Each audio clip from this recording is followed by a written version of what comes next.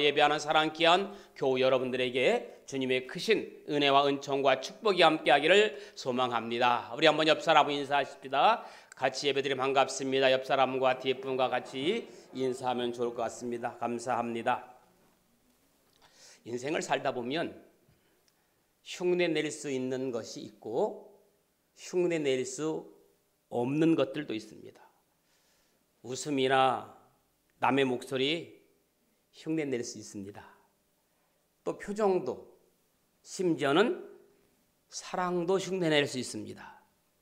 그러나 보이지 않는 사람의 마음, 진실은 흉내 낼 수 없습니다. 죽음을 흉내 낼 수는 있을지 몰라도 대신 죽어주는 것은 어렵습니다. 아무리 부모가 자식을 사랑한다고 할지라도 자식을 위해 대신 죽어줄 수 있는 부모는 그리 많지 않습니다. 지금은 종려주일입니다. 종려주일이 무슨 날입니까? 예수님께서 온 인류의 죄를 대신해서 십자가를 지시기 위해 예루살렘으로 입성하는 날입니다. 그리고 내일부터 한 주간 예수님의 죽음을 앞둔 고난이 시작되는 고난주간입니다.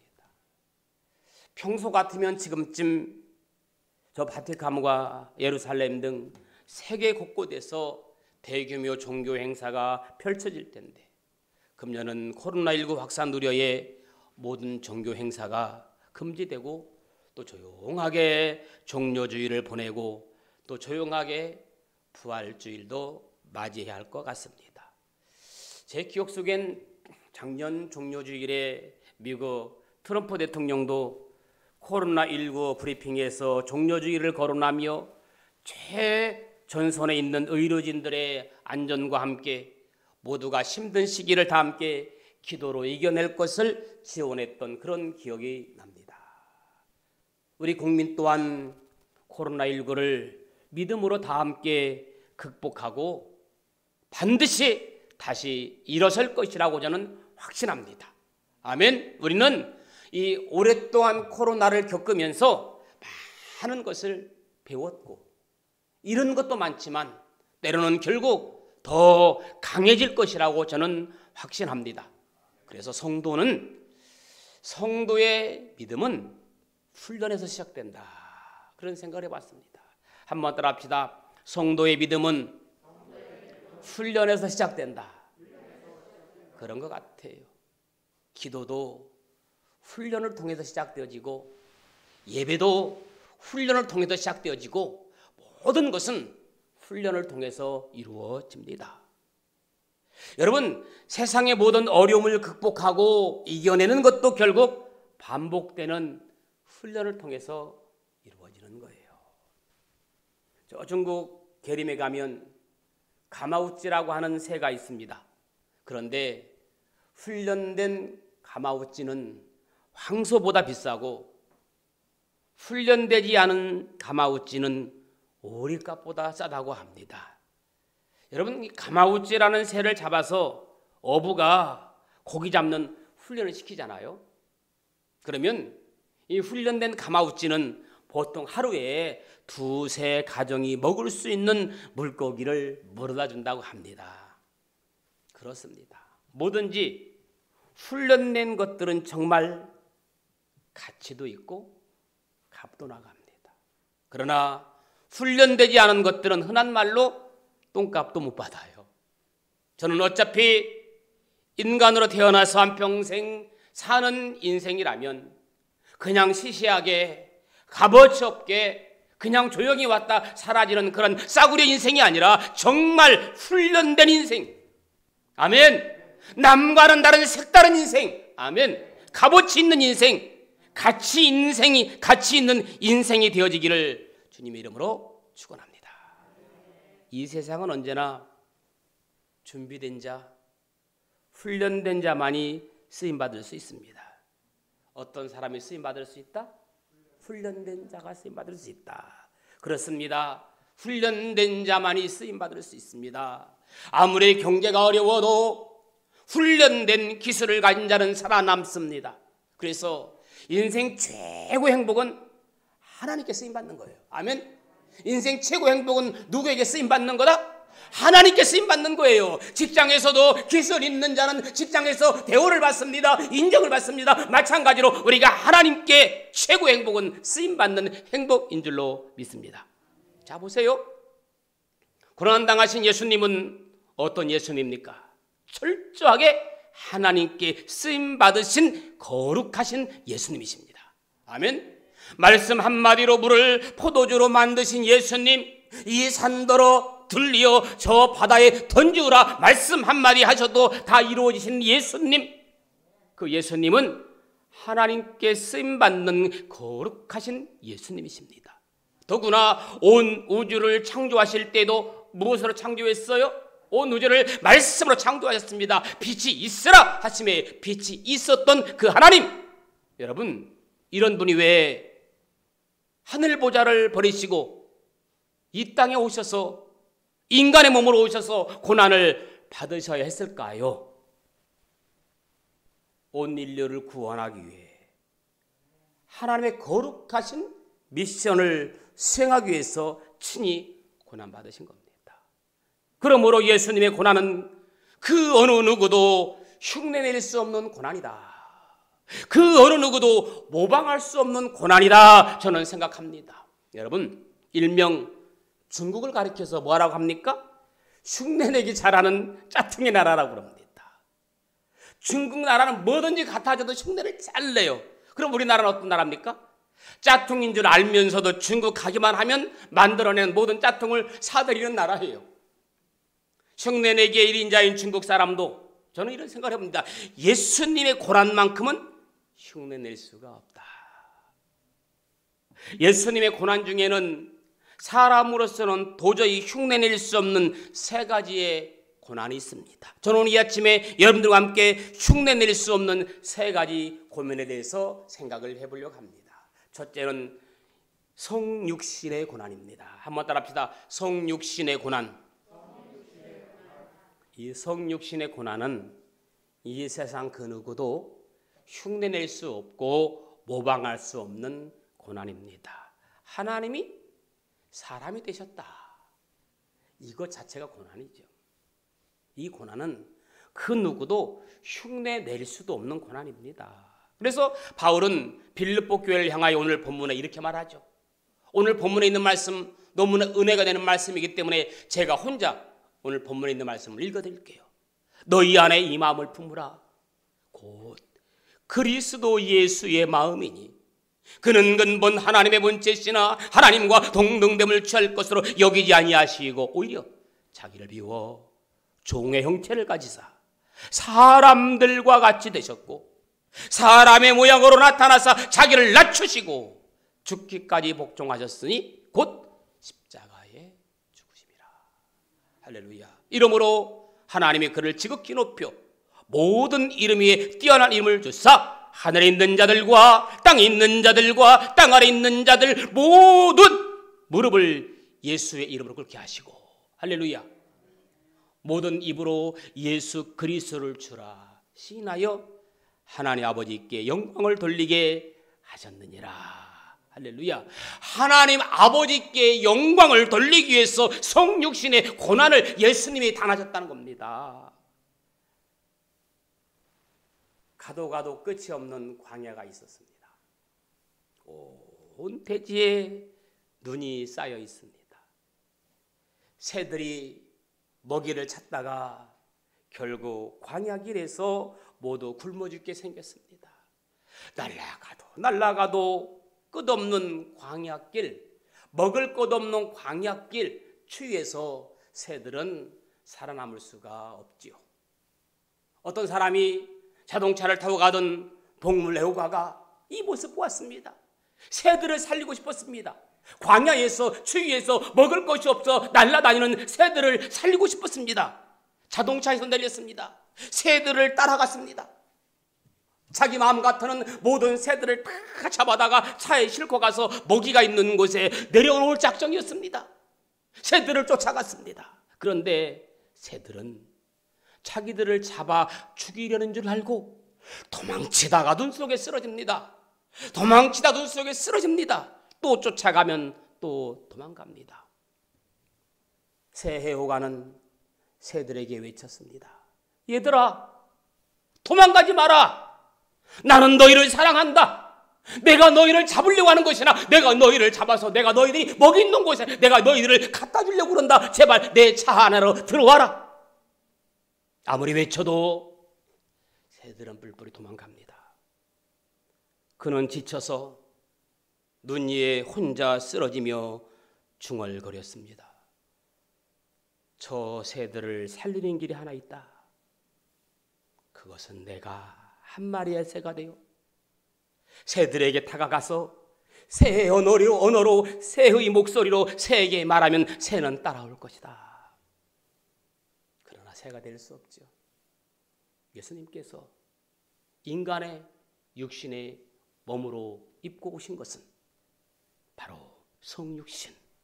하나님은 인간을 사랑하셨습니다. 너무너무 사랑하셨습니다. 인간을 사랑하셔서 살 길을 열어주시려고 여러 가지 증거를 보였잖아요. 그런데 인간은 하나님의 언어를 들을 수가 없었습니다. 그래서 하나님 말씀하십니다. 내가 인간을 사랑하는 길이 하나 있다. 독생자 예수 그리스도가 사람이 되어서 사람의 언어로 사람에게 말하면 사람들이 너의 말을 들을 것이다. 그래서 하나님께서 독생자 예수 그리스도를 이 땅에 성육신으로 보내주신 겁니다. 할렐루야. 성육신은 그 누구도 흉내낼 수 없는 예수님의 고난이었습니다. 높고 높은 보좌를 버리시고 낮고 낮은 천한 이 땅에 오신 것 예수님만이 하실 수 있습니다. 그 누구도 성육신은 하실 수도 해서도 안 되는 고난입니다. 두 번째, 흉내낼 수 없는 고난은 당당한 고난입니다. 한번 따라합시다. 당당한 고난. 여러분, 예수님은 고난을 받으시면서도 십자가에 못 박혀 죽으시면서도 항상 조금도 비굴하지 않았습니다. 당당하셨습니다. 왜? 하나님께서 다시 영광의 보좌로 부르실 것을 믿으셨기 때문입니다. 사랑하는 교우 여러분, 우리 신앙생활 하는 것 당당하게 합시다. 왜 숨어서 신앙생활을 해야 합니까? 직장에서 왜 당당하게 교회에 다녀왔다고 말을 못합니까? 요즘 월요일 출근하면 직장 상사가 제일 먼저 묻는 말이 어제 교회에 갔다 왔느냐고 묻는답니다. 그러면 안 갔다 왔다고 하면 잘했다고 하고 다녀왔다고 하면 책망 받는다는 말을 제가 들었습니다. 지금이 무슨 공상난도 아닌 것이 왜 나의 신앙의 자유까지 숨겨가면서 양심까지 숨겨가면서 예수를 믿어야 하나? 이런 소리를 들으면 저는 너무너무 마음이 아파요. 저는 요즘 성도들의 신앙생활하는 모습 보면 정말 마음이 아파요. 건강이 약한 것도 참을 수 있어요. 물질이 없는 것도 참을 수 있어요.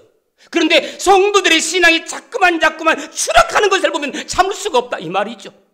때로는 제가 이렇게 말하면 어떻게 받아들일지 모르겠지만 제가 집사 직분 준 것에 대해서 정말 뼈저리게 후회할 때가 있습니다.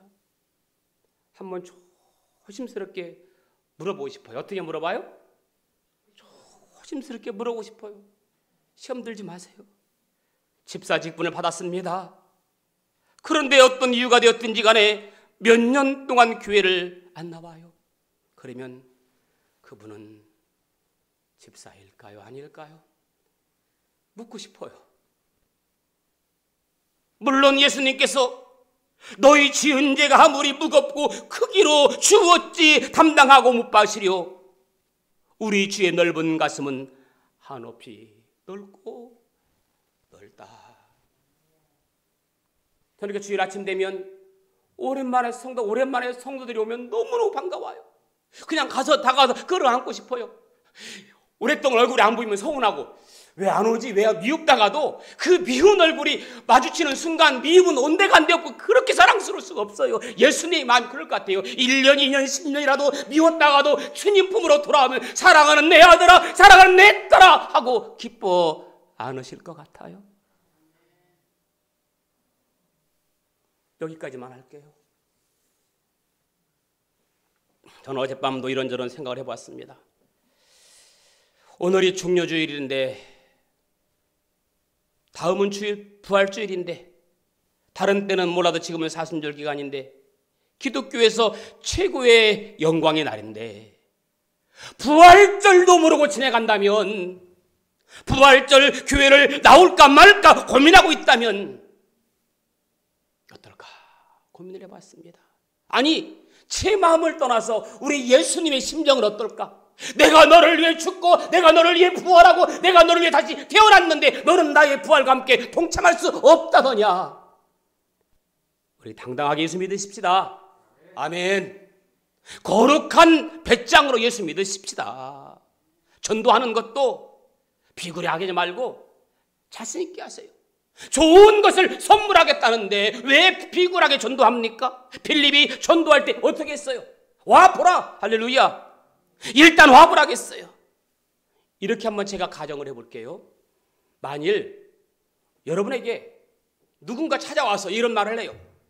당신의 손가락으로 땅을 여기 100m만 파시오. 그러면 그곳에 5억 원이 들어있을 것이요. 그것은 당신 것이요. 다시 할게요. 어차피 가정이니까 5억이라고 하지 말고 지금 이 100m, 여기 손가락으로 100m를 파십시오. 그럼 거기에 50억이 들어있을 것입니다. 그것 당신 것입니다. 그러면 손으로 팔 사람 흔들어 보세요. 땅에 100m 파면 거기에 50억이 있대. 그걸 주겠대. 그거 땅 팔 사람 흔들어 봐요. 아니, 그건 별로 관심들이 없어요? 어차피 가정이지만 박준자 권사님 끄덕이는데 그 손으로 100m 팔 수 있어요? 팔 수 있대. 하루고 이틀이고 1년이도 피곤하지 않고 기쁠 거. 왜? 아마도 손에 피 흘려도 소망찬 아픔이 될 거예요. 자, 예수님은 십자가의 고난 받으면서도 죽음 후에 부활을 바라보셨기에 당당하게 고난을 당하셨습니다. 제자들이 모두 배반하고 도망가 버리고 없을 때, 온갖 사람들이 침을 뱉으며 조롱할 때에 인간이기에 찢어지는 아픔도 당하셨을 것입니다. 그러나 예수님은 당당했습니다. 왜? 고난 후에 있을 새로운 부활의 기쁨을 아시기 때문에. 내가 지금 비록 100m 동 100m 깊이를 손으로 파면 피도 나고 아프고 힘들겠지만 100m 깊이 파면 그 100m 안에 있는 50억이 내 것이기 때문에 피곤하지 않은 거예요. 할렐루야. 그렇죠. 미켈란젤로는 뭡니까? 미술가죠. 아닌가요? 전혀 관심들이 없어요. 미켈란젤로는 미술가입니다. 수많은 미술가들이 십자가에 못 박혀 죽은 예수님의 그림을 보면서 분노하며 말했습니다. 생명의 주님을 그려라. 할렐루야.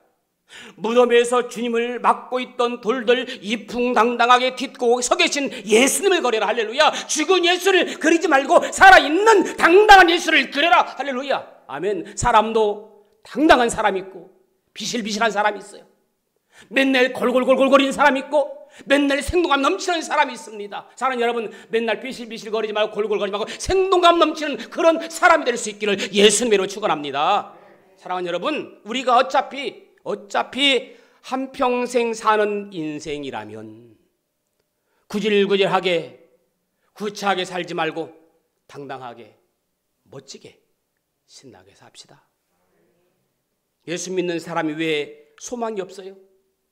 예수 나의 기쁨. 아멘. 할렐루야. 아멘. 예수 나의 소망. 아멘. 할렐루야. 할렐루야. 예수 나의 기쁨이요 예수 나의 소망인데 왜 당당하게 살지 못하느냐 그 말입니다. 우리에게 당하는 고난도 우리 예수님처럼 당당하게 이겨냅시다. 힘들 때마다 우리는 말합니다. 이 또한 지나가리라. 어두운 밤 지나면 반드시 새날이 오리라. 이 고난은 그 누구도 흉내낼 수 없는 고난입니다. 그러면 예수님의 고난의 절정은 뭘까요? 그렇죠. 십자가의 고난입니다. 히브리서 기자는 예수님의 십자가 고난을 이렇게 말해주고 있습니다.